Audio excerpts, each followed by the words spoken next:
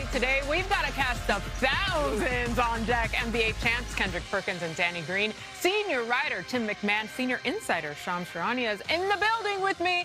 I'm MJ Acosta-Ruiz, in for Malika Andrews. We finally arrived, guys. It is here. The postseason basketball is upon us. Let's go. Perk, you have had some high praise for Adam Silver and one particular addition. Yeah, absolutely. The best thing he's ever done is the addition of the play-in tournament. It's been the best thing since I was introduced to food. Like I said, high praise. So let's get right to it. We're starting out in Charlotte, where the Heat and Hornets will square off with the stakes all the way up. Couldn't help myself. It's a win or go home elimination game. One team will keep their playoff hopes alive. The other will start their summer vacations. Miami has the most wins in the play-in tournament's history and is the only team to reach the finals in the same year as competing in the play-in. But look, Charlotte isn't your average 9 seed. They've won nearly 70% of their games since the new year. So let's get out to Charlotte and say hi to Young-Masuk, who will be covering tonight's play-in game.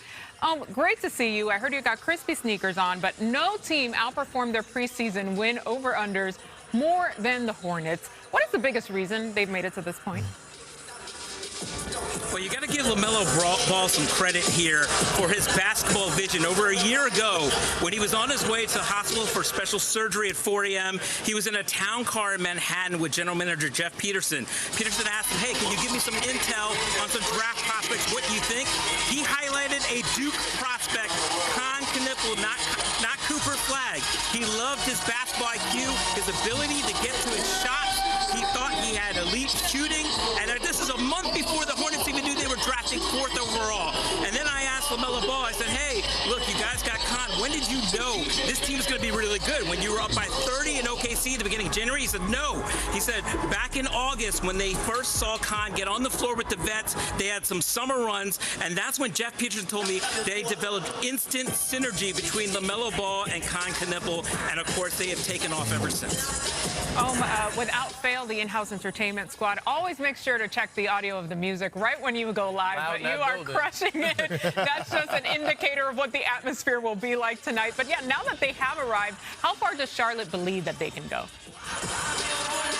Oh, Charlotte definitely has the belief. They have been one of the hottest teams since January 2nd, since that win against Oklahoma City. But really, look, they're looking to create some noise. Kobe White told me, look, we're changing the narrative here. There's a lot of guys in that locker room that didn't like what sports pundits around the country were saying about them, and we're showing to people how serious Hornets basketball is. Miles Bridges told me last year when the Pacers made it to Game 7, he texted LaMelo Ball and Brandon Miller and said, why not us? Why can't that be us? They're looking to make a run and end the longest playoff drive in the NBA. But first, they have to get out of the play-in, and that starts tonight against the masters of the play-in, the Miami Heat and Eric Spoelstra, who know how to get this. They've done it 3 consecutive play-ins. I mean, are you not entertained? Let's go. Oh, thank you so much. We appreciate you. Keep us honest here. All right, these Hornets have been can't-miss TV this year because when they are on, they are on. Charlotte has a plus 18.2 point differential and wins, the highest by any team in a season in NBA history. You know, just a casual slate, gentlemen. And a big reason for that success has been one of the best 5-man lineups in league history. When you look at the stats, the new look Hornets starters are 31-9 and have posted the best net efficiency for any 5-man lineup in a season since NBA began tracking the lineup. That goes back to 2007. Almost 20 years. Back to your team, Big Perk. Okay. Let's take a look at them, Why right? do they do so well? I mean, they're flowing. We give swinging around a little bit. Nope, we're going to go back down this way. Why not? And it starts with me. It starts with LaMelo. I mean, he's just matured this year. And there was a time we had injuries. He came off the bench. But he's making the right reads, doing the right plays. Play the tape. Let's see what he got coming up. He's such a threat. They have to pick him up so high at the top of the half court. He comes up this double, reads the screen. Brandon Miller, pick and pop, put a shooter in that double screen. Somebody's been wide open. You see Khalil Ware, too far of a drop. And then also a guy that he doesn't get enough credit, Brandon Miller, 20-plus points a game, averaging, throughout most of the season. So who's not giving him credit? Are they not watching? A lot of people were getting a lot of, LaMelo, but Brandon Miller's been the key. But well, of course you gonna favor the light-skinned guard, but I'm gonna go with the big fella in the middle, Moose Diabate. There we go. He has been doing his job to the T. The Moose is loose. Yes, he has been loose. One of the most underrated centers in the game, but has been a star in his role. I want you to check him out. He has been a beast on the glass, and the best three-point attempts is the ones out for offensive rebounds and the kickouts. You see the energy, you see the tenacity. Being a star in this role, some of those things go unnoticed because of the players, LaMelo Ball and Con Knipple, but that man has been doing his job exceptionally well in the middle. We talked LaMelo, we talked Brandon Miller, we talked Moussa Diabate. Now we're going to talk the glue. Now I'm going to talk about Con. We're going to swing it around this way here. We're going to talk Con Knipple. Roll the tape. This is what he's brought to this team. You know, a lot of spacing, a lot of high IQ, and making some things happen. Setting this double screen, put another shooter in that double drag. They try to ice it. Brandon Miller also making the right play. Get into that corner. You cannot leave him open. You give him a hair inch, he's got a hair trigger. It's going up, and he's lighting up. He's making it. How was he that open? Are we serious? It looked open, but because he shot it so quick. Exactly. It was a pretty good contest. Yeah. But he's a high efficient, high good, very good shooter as well. So. And that's pretty much how this team has been efficient, been running that point differential up the score. Strategy. 07-08. Science, if you will. Yeah, the young Buzz City Killers are going to be thrown into the fire against the Heat team that lives by the phrase, act like you've been here before.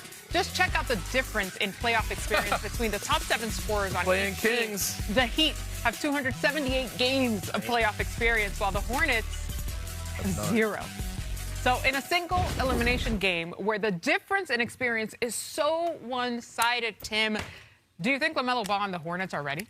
Listen, I don't want to sit here in history class. This ain't about what happened in the past. By the way, LaMelo's playing experience ain't pretty either. But let's talk about the present. Let's talk about a team that was 12 games under 500 in late January. It's 28-10 since then. Only the Spurs have fewer losses in that time. Only Spurs have a better net rating in that time than these Buzz City Killers. And by the way, Miami limped to the finish line of the regular season.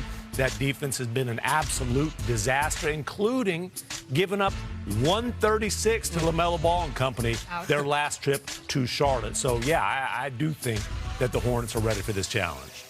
The Hornets have accelerated a lot in Charlotte. I spoke to their general manager, Jeff Peterson, this morning, and he told me it's organic acceleration because you think about what they've done.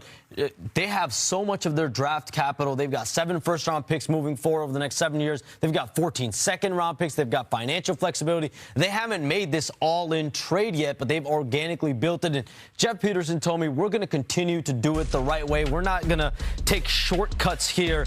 And he really credited Charles Lee for setting the tone and the culture and the players there that have bought in completely to Charles Lee as their head coach.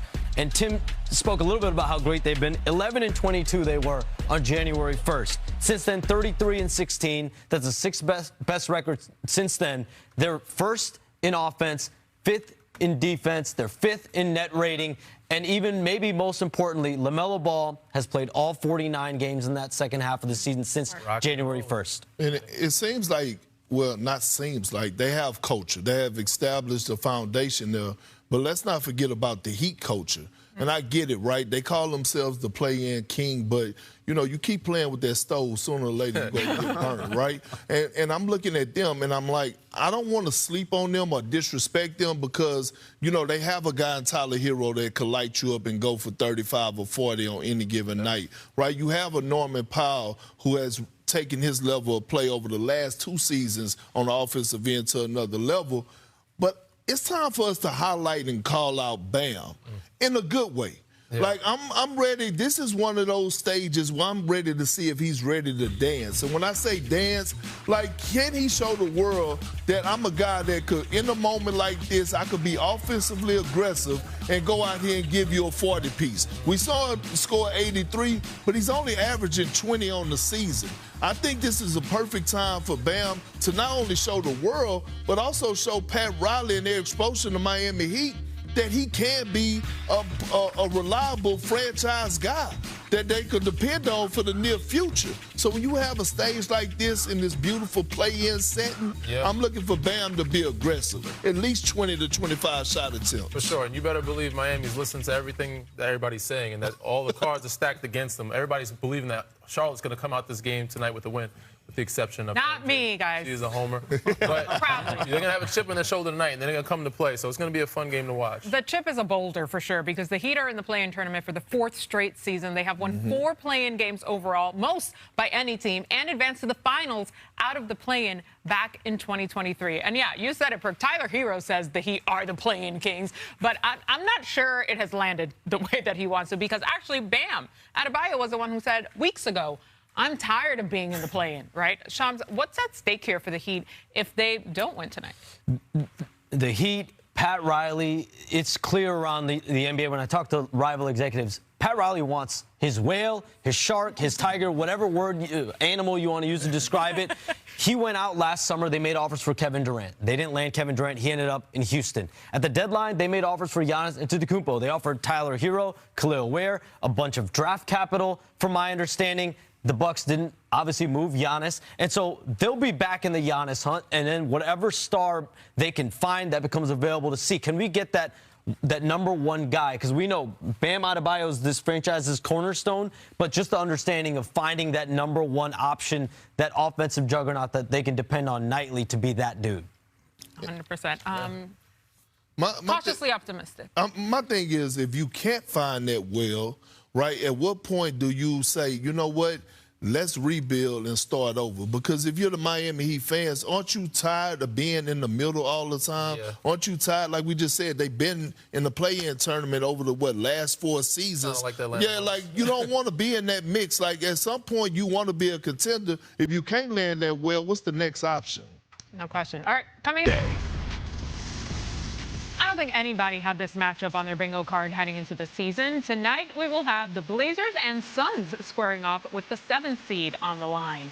Devin Booker is at his best when the lights are brightest. He's in the top 10 all-time in playoff scoring. Denny, do you think he'll let loose again tonight? I absolutely do. I mean, he's a bucket getter. He's a killer, especially in the playoffs. He's definitely proven himself in the past when they had that finals run. He's going to show up tonight. He's not the guy I'm worried about. It's the other guys. If they have Dylan Brooks show up, Jalen Green, Colin Gillespie, they should be fine because I like the Phoenix Suns in this matchup against the Portland Trail Blazers. Well, the Blazers have a chance to make the playoffs for the first time since 2021. It's something that seemed in doubt when their head coach was arrested by the FBI opening week. Tim, what's the biggest reason Portland is here? I mean, we're watching Denny Avdia. This guy's been one of the breakout stars of the season, averaging 24, basically 7-7. The only other players in the league to put up those kind of numbers across the board, Luka Doncic, Nikola Jokic, pretty good company. Tumani Kamara, the Suns attached him to DeAndre Ayton. He's been huge for the Blazers as well. All right, Perk Stradamus, time to put you on the spot. Who's punching their playoff ticket tonight, the Suns or the Blazers? I got to roll with the Suns. Look, D-Book is going to do his thing, but Dylan Brooks, I can see him bringing that intensity, that tenacity, and junking up the game. The Suns are playing at home. They should have, they're going to be the favorite. Royce O'Neal, they got the role players. They're going to come out fired up. They're going to advance and be playing San Antonio in the first round. The winner of tonight's game gets the right to play Wemby and the Spurs in round 1 of the playoffs in the 2-7 matchup starting on Sunday. San Antonio went 2-2 against the Suns and 2-1 against the Blazers this season.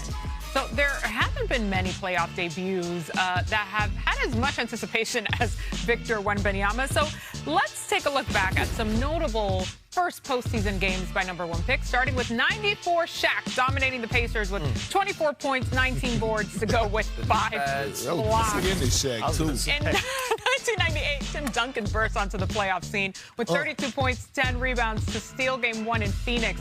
The Spurs would go on to win that series. Why is the video blurry? Now I feel old. Definition. LeBron made a splash by becoming the 3rd player at the time with a triple-double in his playoff debut. James went 32, 11, and 11 to beat the Wizards. And Derrick Rose accounted for 36 points and 11 assists to lead the Bulls to an overtime win. Hey, there he is. Rose scored 11 in the 4th to send that game to OT. Still stings. I get it, Perk, my bad. So we've had some loud playoff debuts from number 1 overall picks. Perk, what are you expecting from Victor on the game's biggest stage? Greatness. That's what I'm expecting, greatness. I mean, look, he has answered all the questions, right? And he has lived up to expectations. But most importantly, it's his mindset for me. It's his mentality. It's his leadership. He's one of the best young leaders in the game, and he wants this moment, and he's ready for this moment. Yeah. What we've seen, Tim, DG, throughout the course of this season is growth. Remember earlier in the season, he was trying to show us he had a Jamal Crawford bag. He was shooting a lot of threes. And then all of a sudden, he became dominant. He started having that balance of inside-out presence, using Stephon Castle and guys more in the pick and roll and just saying, I'm 7'7". Let me just dunk everything, right? And when you think about it, there's no game plan for him. He's like Jokic. He's coming off of pin downs and all type of stuff. Yeah, I mean, I can't agree more. He's a star, and I expect him to play like it. I mean, he's been having Tim Duncan-type numbers or outdoing Tim Duncan and David Robinson.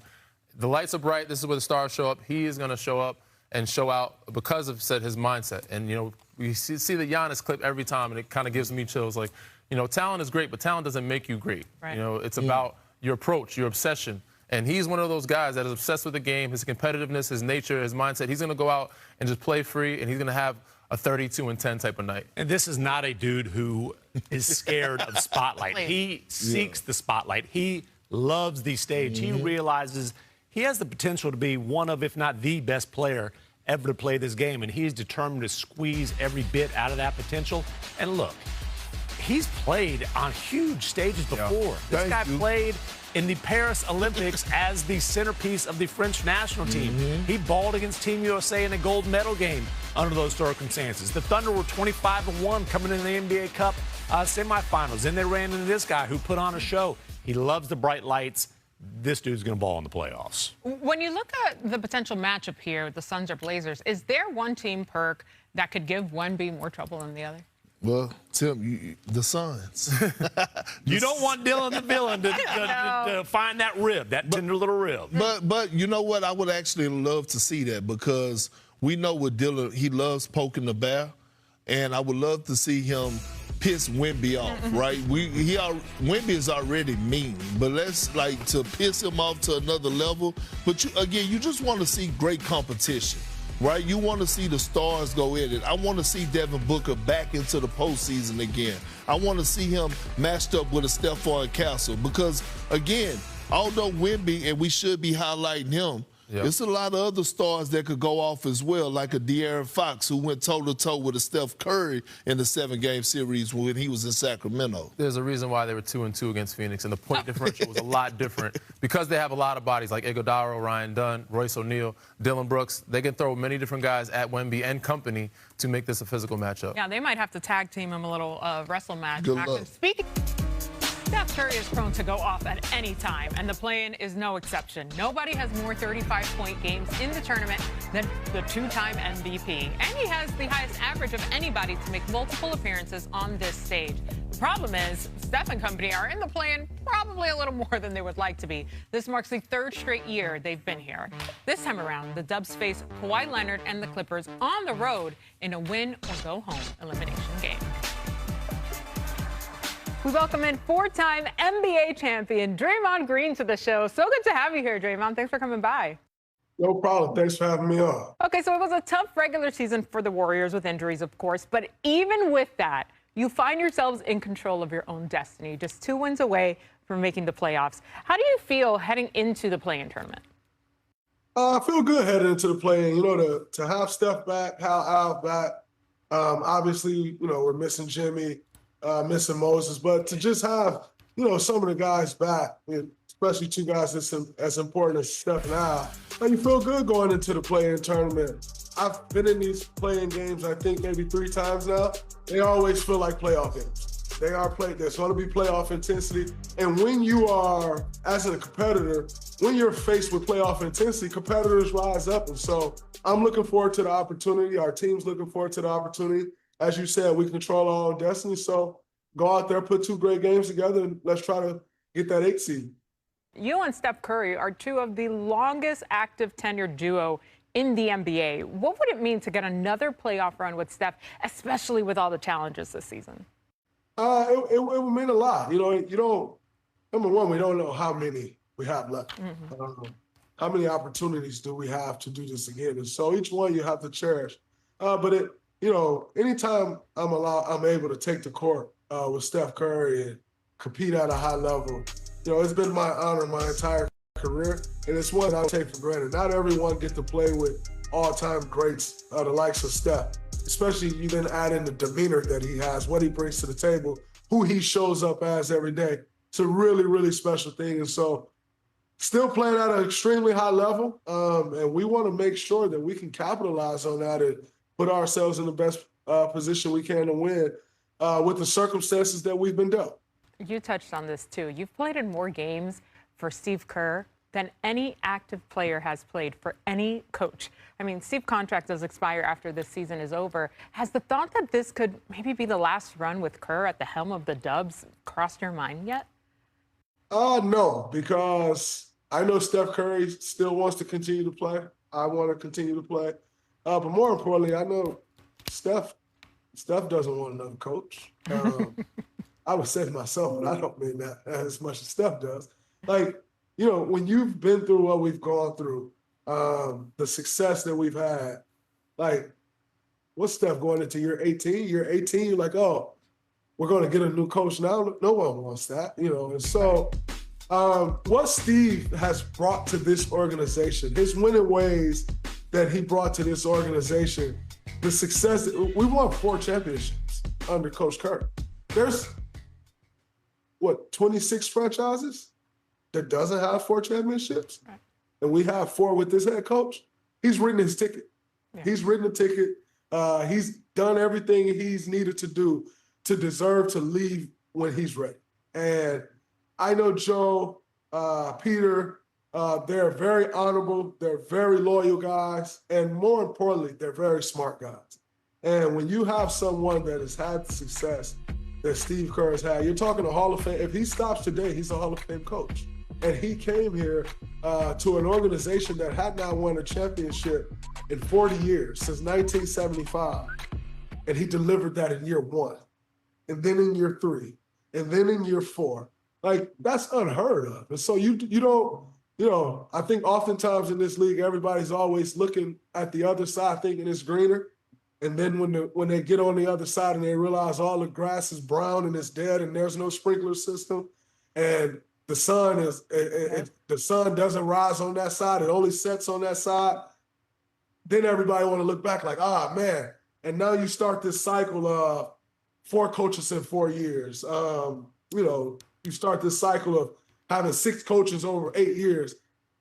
The Warriors have been through that cycle, and no one's trying to go through that again. So as long as we have a Steve Kerr wanting to coach his team, you're not going to go and find a better coach. So that's not right. A worry of mine or anybody in this organization. I hear that. And speaking of coach, he said Sunday that he wouldn't be playing Curry 40 minutes in this win or go home elimination game. So how do you feel about a minutes restriction being on the table with your season on the line? Like I said before, the circumstances we're dealt, you just got to play the hand that you're dealt. And, Steph Curry, if this is Steph's last year, you're like, screw it, man. Like, forget the minutes restriction. Let's just give it all we got. This isn't Steph's last year. We got the best medical staff in the business, led by Rick Celebrating. He's always going to make the right decision. He's always going to do things for the right reason. And there's alignment across our organization. And what's best for Steph Curry wouldn't be throwing him out there for 40 minutes in a playoff game, having been played 4 games in the last 2.5 months. So he's going to give what he can, and it's on the rest of us to pick up the slack where he can't give and make sure we keep it going when he's not out there on the floor. You talked on this show last year about the importance of making all defense 10 times in your career, something only legends of the game have done before. Do you remember that group of 5 players to make all defense at least 10 times? Absolutely. You're talking Kobe Bryant, Tim Duncan, Kareem Abdul-Jabbar, Scottie Pippen, and Kevin Garnett. Come on. Like Easy day. These are all first ballot Hall of Famers. These are all, you're talking top 3 players at their positions. These are all-time greats. For my name to possibly sit next to theirs, to possibly be mentioned in the likes of those guys, like, what an honor. Coming into the NBA, the question was, what position would he guard? to end my career on a list like that with those 5 guys would be one of the biggest honors of my life. And so I've put the work in. I've worked hard at it. I think I've put a great display of defense on again this year. And, I hope the voters feel that I'm worthy of an all-defensive team selection because I think, you watch the film, I think I definitely do that at a very high level still to this day. Do you think there's any single player left that makes a bigger defensive impact than yourself? It's hard to say Victor Wembanyama doesn't.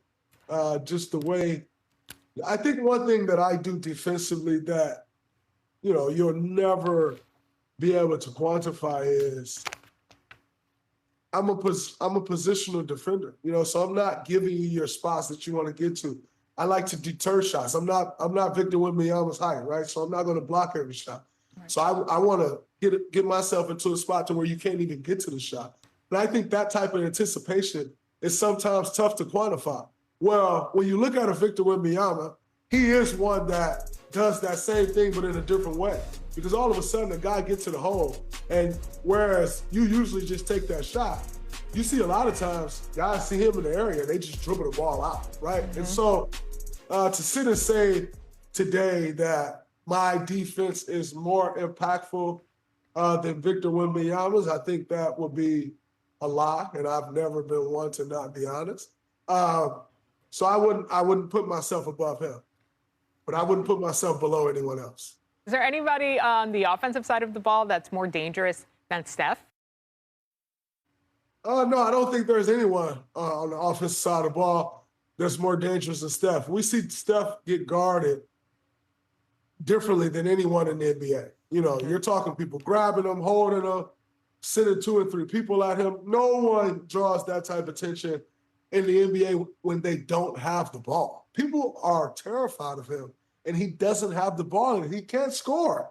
He does not have the basketball in his hand, and people are terrified. There's no one else in NBA history that they run through the paint and the whole defense shift, and this guy doesn't have the ball. And so I don't think we'll ever, in the history of basketball, see anyone guarded like Steph Curry's guarded. That's the respect level that he's gained from opposing coaches, from opposing players. And so to say that there's someone that's a tougher guard in the NBA, I'm going to have a hard time agreeing with that one. Yeah, no, facts. All right, so it sounds like you like your chances as you head into the postseason here. All right, Draymond, thank you so much. We appreciate your time as always. And, of course, we will be watching closely as we get into the postseason. Thanks for having me. I appreciate it, MJ. The Warriors have won 104 playoff games in the Steve Kerr era. That started with the 2014-2015 season. That's the most in the NBA in this time, and over twice as many as all but 2 other teams.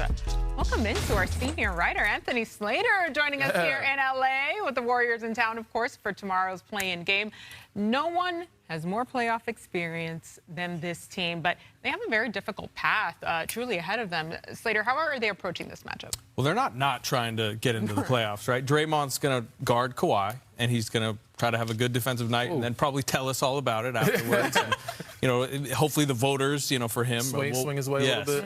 Steph's going to try to get hot. It's a showcase stage for them. Draymond said it. They don't have many of these type of nights left. But I think it is fair to wonder organizationally whether it's better for them to lose.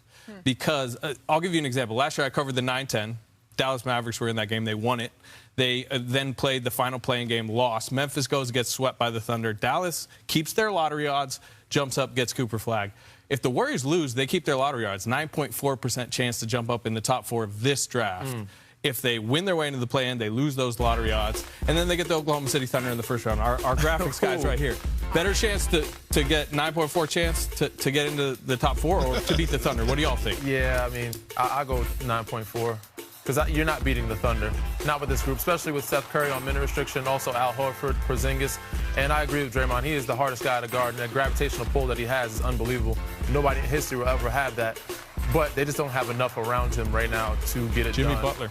And Jimmy's out. That's so it's tough. They couldn't get Giannis. They tried to make some moves at the deadline. But right now they need to just focus on the future. they understand the assignment. Like, collectively, the doctor, Steve Kerr, submitted, it's a reason he put out the minute restriction. Yeah. Like, Draymond is no dummy. Steph is not dumb. Steve Kerr is no dummy when it comes to knowing what an NBA championship roster look like. And they don't have one. They know this. So what are you competing for? To go out there and do what? To get swept by the Oklahoma City Thunder? Like, let's be honest here. And good luck, Draymond. Draymond is one of the best defenders I've ever seen. We talk about Steph changing the game. Draymond changed the game. Sure. That foul ball, with him being able to go at the center position at his size, his height, but good luck trying to stop Kawhi Leonard. Real talk, because he has been, matter of fact, let me say this. Kawhi Leonard is making one of the all-NBA teams on my ballot. He's getting my vote. He has been one of the most dangerous players, offensive weapons, in the game this season. So, again, I'm with you, Slater. Hey, look, be optimistic about what the future look like and go ahead and get that lottery pick. It would help in a trade, too. I mean, the fans, I'm sure, are like, shut up, guys. We just want to see Steph This is Curry fan out there. appreciation day. That's why they're playing him, right? Yeah. But yes, nice little send-off. The facts are the facts, and sometimes you have to see the top of the top play-in moments. And we start with top bounce. Dame Lillard in the 2020 bubble, okay? Okay, Dame. Oh my God. On the big man? But Dame was on one in that bubble. I don't know what it was. I think he was missing the crib. 2024 to Dejounte Murray. Yeah. Over Vooch. Oh. Vooch, just go away. Sorry. Yeah, he's got a family. And last season, John Morant with a putback. Oh, my goodness. Versus the Mavs. Yeah, that was sick. That's ridiculous. Insane. That's what he does. Well, hey, if I'm a big, I'm mad as hell that that guy at the top of no box. Come on, Marshall. Top razzle-dazzle. Hornets, Pacers in 2021. LaMelo. No, he keep changing the pockets. Bridges. Nothing but dimes. That's like the only playing highlight LaMelo's had. 2024 in Miami. Tyler Hero behind the back. Ooh, for the quarter three. Come on. You got to Playing knock it Kings. down. You got to hit that one. You got to More knock of that, it down. please. And back to the bubble. CJ McCollum. Love dance on there. Little salsa? That's a whole lot of cone That drills was right there, razzle-dazzle. boy. Our top triple. Fred VanVleet versus the Bulls in 2023 from half court. Ooh. Period. Insane. Good way to end the half. There go Jurassic Park. 2021, step back at the halftime buzzer. Yeah. I wonder how many of those he have in his career. The limit does not exist. And later in the same game, LeBron. Oh, yeah, you couldn't see, right? Shot it right in the middle. Had a poked eye. Too smooth. I can't see. Tell him. All right, it's time for a Shoot Your Shot brought to you by DraftKings Sportsbook. Perk, give us your parlay for tonight's playing Well, action. damn it, I'm going to shoot my shot. I'm going Bam out of the bio, plus 21 points. He's going to be aggressive. They need him to be aggressive. He understands the moment in the play-in tournament because he's been there before. And I'm going with Dylan the Villain. He's averaging a career high. He's going to bring that leadership, that tenacity, but he's going to be aggressive offensively. He also understands the moment. Last but not least, I'm going with the rookie, my vote for Rookie of the Year, Carl Knipple. He averaged 18 on the season. You don't think he's going to get 15 on this big stage? He's ready for it. Flames. That's first parlay right there. All right, so if you guys were doing the math at home or not, we got you plus 507 odds Sure. that parlay.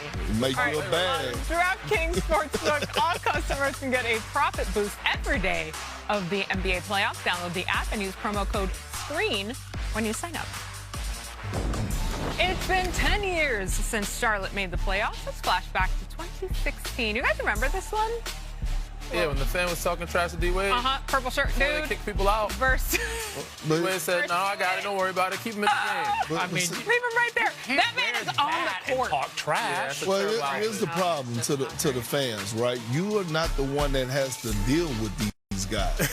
That's the problem. Please sit down, sir. Sit down. You're not helping our team. The Hornets going on with the headband? season playoff drought so much. Like Karate is Kid. the longest active streak in the NBA. Charlotte must beat the Heat and the Sixers' magic loser to prevent it extending to 10 years. All right, Tim, what would be the best story to come out of tonight's game? I mean, the best story is the Charlotte Hornets, the Buzz City Killers, in the midst of this remarkable midseason turnaround, continuing their season. Yeah. And, you know, the Heat, by the way, the curse of 83, they've Stop been it. apart since then. By the way, this is I rebuke that. This is game 83 of the regular season, or of the season, I should say. I think it'd be a fitting end. But this is a team that's been playing as well as almost anybody for the second half of the season. They were lost in the NBA wilderness for years. Now they have arrived, and this has a chance to be the start of something special for The them. wilderness, I'm screaming. And I think everybody wants to see that Detroit-Charlotte matchup if we can get it. Because there's smoke. There has been smoke before. There will be smoke again if they can get to that 8 seed. So I would love to see that. Everybody's a lot of people, Daniel. Yeah, a lot of people. I think the biggest story would be, since we're all picking the Hornets except for you, MJ, since we're all three picking the Hornets, that we come out and tomorrow we're talking about how Eric Spoelstra put together this perfect game plan, and the Miami Heat and Tyler Hero and Bam Adebayo went in there and punched him in the mouth. You remember when Spoelstra said, I apologize to absolutely nobody? No one. Yeah. That's who the Heat have stopped since then, okay? They have stopped absolutely nobody, have been historically horrible on the defensive end since that egregious stat-chasing campaign. For more instant reactions to tonight's play,